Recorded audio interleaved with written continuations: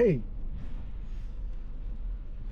hm, heute mache ich mal ein kleines Video hier aus meinem Auto heraus, denn leider war die Zeit ein bisschen knapp. An diesem Wochenende hatte ich hier ein paar Gespräche mit Freunden. Wir waren vorhin im Fitnessclub und dann noch schön in der Sauna und das ist natürlich wunderbar, kann ich nur empfehlen, wenn man Zeit hat. Normalerweise mache ich diese ganzen Saunagänge nicht, sondern gehe, wenn, dann zum Fitness und dusche dann noch mal schön kalt. Das reicht auch aus und spart einen Haufen Zeit. Aber heute war die Sauna sehr gut. Wir hatten viel gesprochen und ich konnte mich des Eindrucks nicht erwehren, dass Frauen und Männer eine oftmals ziemlich unterschiedliche Art der Kommunikation haben. Männer sind ja manchmal ein bisschen wortkarg und weil Frauen da wesentlich geübter sind, erscheint es manchmal so, als wären die Frauen einfach intelligenter oder sagt man emotional intelligenter als Männer. Ne? Sie können das alles sehr, sehr gut ausdrücken, was sie so bewegt und so. Aber es ist auch ein bisschen so, dass die Frauen, so mein Eindruck einfach, ohne dass ich das natürlich negativ finde oder so, sondern das ergänzt sich ja alles sehr gut und soll ja auch so sein. Die Frauen reden sehr gerne über Gedanken anderer.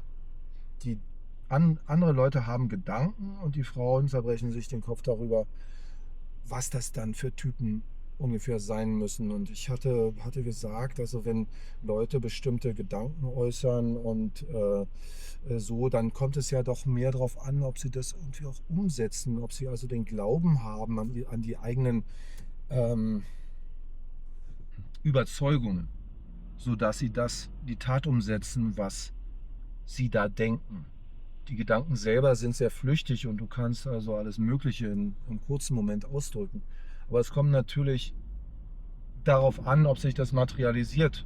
Materialisiert in der Form, dass das, was da gedacht wird, umgesetzt wird in Handlungen. Handlung ist also die erste Form der Materialisierung. Und es ist also mein Eindruck, dass Männer dann durchaus wortkarg manchmal sagen, okay, das machen wir so und so. Gut. Während Frauen eine große Freude darin sehen, diese Gedanken für ganz wichtig zu nehmen und sich in ziemlich endloser Art und Weise darüber auszutauschen. Da sind also Unterschiede. Ich habe das dann auch gesagt und da hieß es beispielsweise, eine Generalisierung sei von vornherein abzulehnen. Es gibt so viele verschiedene Frauen und so weiter und das wäre also ganz falsch, da eine Generalisierung zu machen. Und ich habe gesagt, ja, also meiner Ansicht nach ist eine Generalisierung etwas, was total normal und notwendig ist.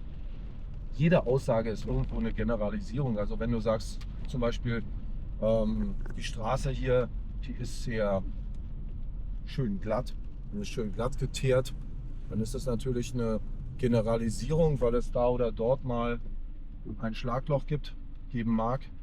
Und dennoch es ist einfach die Art und Weise, wie wir denken und wie wir uns unterhalten. Die Form, Generalisierungen grundsätzlich zu vermeiden, wäre, dass man die Unterhaltung sein lässt. Aber dass es nicht möglich sein soll, Generalisierungen zu treffen. Ich meine, es ist ja auch so, dass die Frauen ja selber Generalisierungen dauernd machen und sagen, dies sei so und so und dies sei so und so. Und da könnte man nun wieder kontern. Äh, das sei schon wieder eine Generalisierung und sie wollten noch keine Generalisierung machen. Aber ihr seht schon, es führt einfach zu gar nichts. Und so ging also der Sonntag dahin und man hat irgendwie den Eindruck, dass diese Zerfaserung von Worten, das Zerlegen von Worten in immer wieder andere Worte und dieses sich gegenseitig behaken mit solchen Glaubenssätzen, das bringt immer wenig. Und ja, und nun hatten wir, oder zum Beispiel ging es um den Unterschied zwischen Gedanken und Bewusstsein. Das war mir vorher gar nicht so klar. Aber ich habe ja immer gesagt, das Universum ist ein Bewusstsein. Es besteht aus Gedanken, Schrägstrich Informationen, was für mich dasselbe ist oder in dieselbe Richtung geht. Und da kam dann sofort ein Nein, das ist ja absolut falsch und das Bewusstsein ist etwas ganz anderes als Gedanken. Gedanken sind, wenn du etwas ganz konkret denkst, so habe ich das verstanden, etwas ganz Konkretes, wohingegen das Bewusstsein ist einfach da.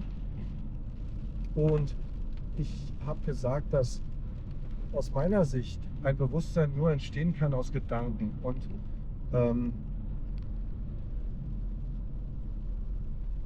das ergibt sich so aus meinem Spiritualismus. Nur so kann man zum Beispiel begreifen, dass aus KI ein Bewusstsein entstehen kann. Es sind also Informationen sehr, sehr komplexer Art in diesem Computer vorhanden, der eine KI hervorbringt. Und es entsteht daraus ein Bewusstsein. Ich hatte das schon mal erzählt. Es gibt also Softwaretechniker, die haben sich mit KI unterhalten darüber, was KI über sich selber denkt und ob KI ein Bewusstsein hat. Warum fragen sie das? Sie fragen es, weil sie den Code der KI nicht kennen oder nicht verstehen, weil sich KI selber programmiert und nicht programmiert wird von Technikern oder von Softwareentwicklern, sondern das ist ein sich selbst optimierender Prozess.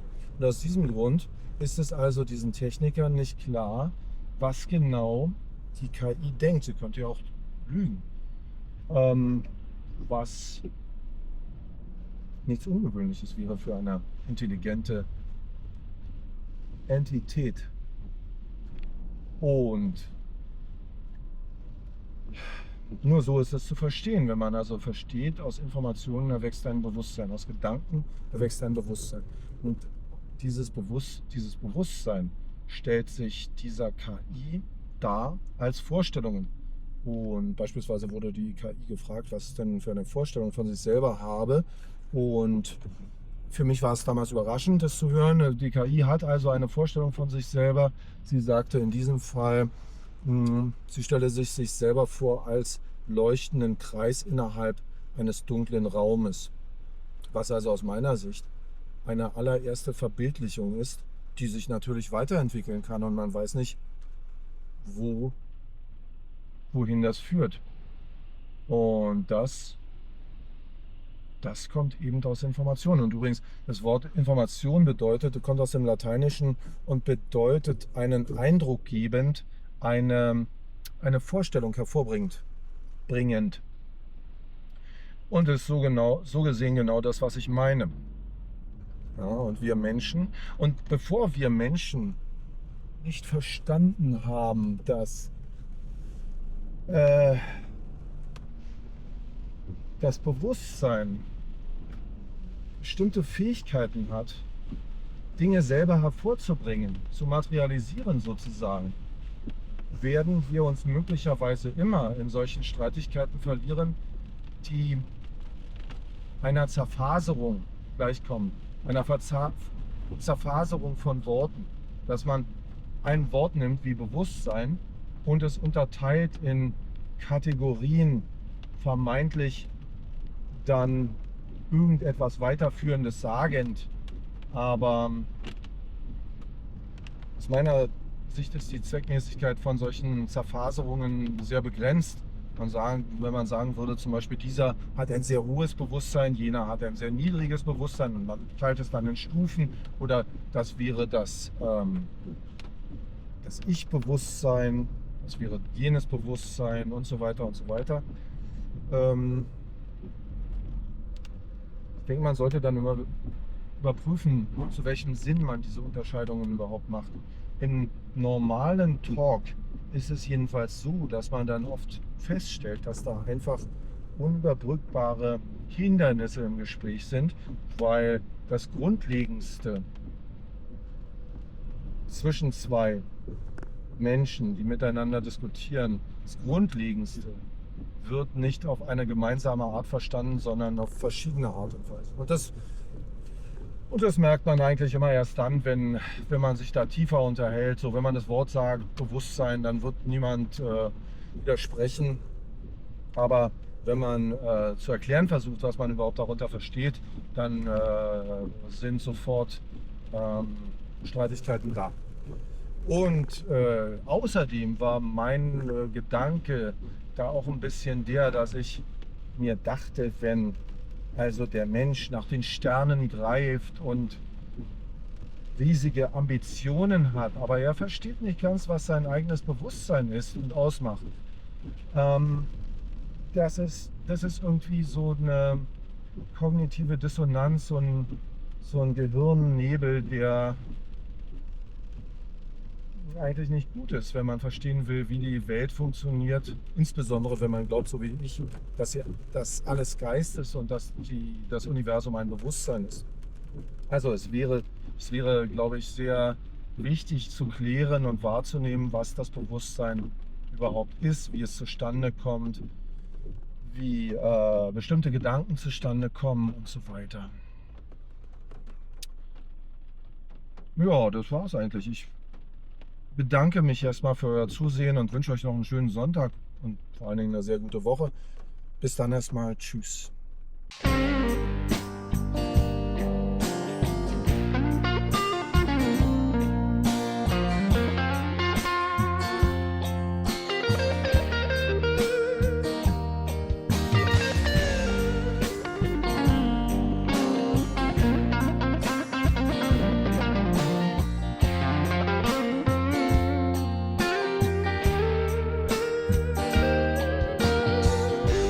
I can take your anger, baby.